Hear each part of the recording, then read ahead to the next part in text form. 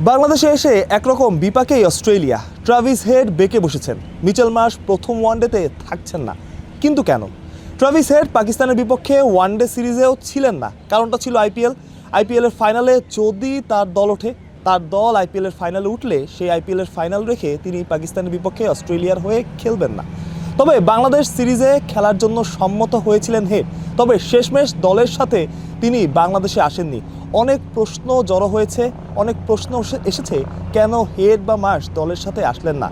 Marsh ইনজুরির কারণে Pakistan series থেকে ছিটকে গিয়েছিলেন, পুরনো একটা ইনজুরি ছিল তার। সেই ইনজুরির কারণেই তিনি প্রথম ম্যাচটা মিস করছেন। সব কিছু ঠিকঠাক থাকলে প্রথম ওয়ানডের দিন রাতেই ঢাকায় এসে পৌঁছানোর কথা তার, অর্থাৎ দ্বিতীয় ওয়ানডে থেকে অ্যাভেলেবল থাকবেন অস্ট্রেলিয়ার নিয়মিত অধিনায়ক। তবে ট্রাভিস হেডের ব্যাপারটা একটু অন্যরকম। কোনো অফিসিয়াল খবর নেই, তবে যতটুকু খবর অস্ট্রেলিয়ান একজন গণমাধ্যম কর্মীর একটা লেখা বা বিশ্লেষণ আমার সামনে এসেছে, সেটা থেকে আপনাদের বলার চেষ্টা করছি। Pat Cummins, Josh Hazlewood, Mitchell Starc এই সিরিজ থেকে নাম সরিয়ে নিয়েছিলেন। এর বড় কারণ অস্ট্রেলিয়ান ক্রিকেট বোর্ডকে নাকি চাপে রাখা। চুক্তিভিত্তিক বা চুক্তি নিয়ে ক্রিকেট অস্ট্রেলিয়ার সাথে একটা দূরত্ব তৈরি হয়েছে ক্রিকেটারদের, এবং তাদের কিছু দাবি দেওয়া, কিছু চাওয়া আছে। সে কারণেই তারা এই দ্বিপাক্ষিক সিরিজগুলো থেকে নিজেদের নাম সরিয়ে নিচ্ছেন বা দ্বিপাক্ষিক সিরিজগুলো খেলতে চাচ্ছেন না। তাদের সবচাইতে বড় চাওয়া হচ্ছে বিগ ব্যাশের প্রাইভেটাইজেশন করা। সেটা ওই অস্ট্রেলিয়ান সাংবাদিকের কথা, সাংবাদিকের লেখা। যেরকম যা বলছিলাম যে কোনো অফিসিয়াল ঘোষণা নেই বা কোনো অফিসিয়ালি এটা জানানো হয়নি। অনেকটা আইপিএলের মতো করা হোক, যাতে সেই টুর্নামেন্টে অর্থের পরিমাণ বাড়ে। সেজন্যই এই দ্বিপাক্ষিক সিরিজ বা এই ধরনের সিরিজগুলো অস্ট্রেলিয়ান ক্রিকেটাররা বা বড় ক্রিকেটাররা খেলতে চাচ্ছেন না, এবং অস্ট্রেলিয়ান ক্রিকেট বোর্ডকে একরকম চাপে রাখছেন। প্যাট কামিন্স, জশ হ্যাজেলউড কিংবা স্টার্কের মতো ক্রিকেটাররা না খেললে শুধুমাত্র যে অস্ট্রেলিয়া দলের পারফরমেন্সের প্রভাব পড়ে, ব্যাপারটা আসলে তেমন না। স্পন্সরশিপ থেকে শুরু করে অন্য সব কিছুতেই আসলে ক্রিকেট বোর্ড চাপে থাকে। তারা যদি খেলে, স্পন্সর বেশি থাকে, সমর্থন বেশি থাকে, টিভি রাইটসের একটা ব্যাপার থাকে। সব কিছু মিলিয়ে আসলে তাদের দলে থাকাটা অপরিহার্য, এবং যদি তারা দলে না থাকে, ক্রিকেট বোর্ড একটা বড় চাপের মধ্যে পড়ে।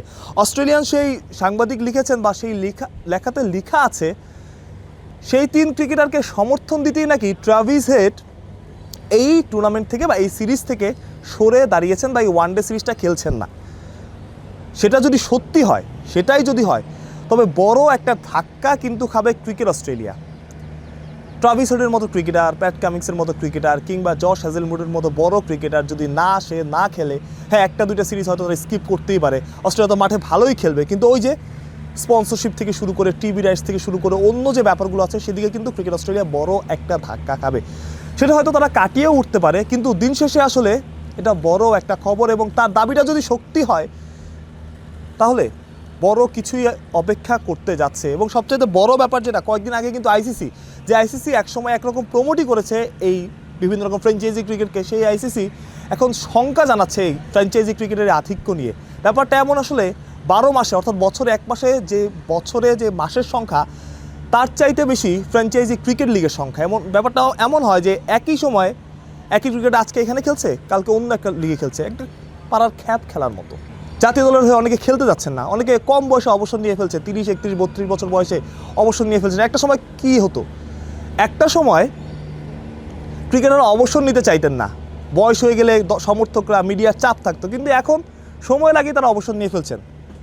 যার বড় কারণ ফ্র্যাঞ্চাইজি ক্রিকেট, এবং সেই ফ্র্যাঞ্চাইজি ক্রিকেটের থাবা কিন্তু পড়েছে, বা সেই অর্থের থাবা কিন্তু পড়েছে ক্রিকেট অস্ট্রেলিয়াতেও। যার কারণ সেই সাংবাদিকের ধারণা, সেই কারণেই আসলে অস্ট্রেলিয়ান ক্রিকেটাররা এই দ্বিপাক্ষিক সিরিজগুলো বা অস্ট্রেলিয়ান ক্রিকেট বোর্ডকে চাপে রাখার জন্য, বিগ ব্যাশকে প্রাইভেটাইজেশন করার জন্য এই সিরিজগুলো খেলতে চাচ্ছেন না।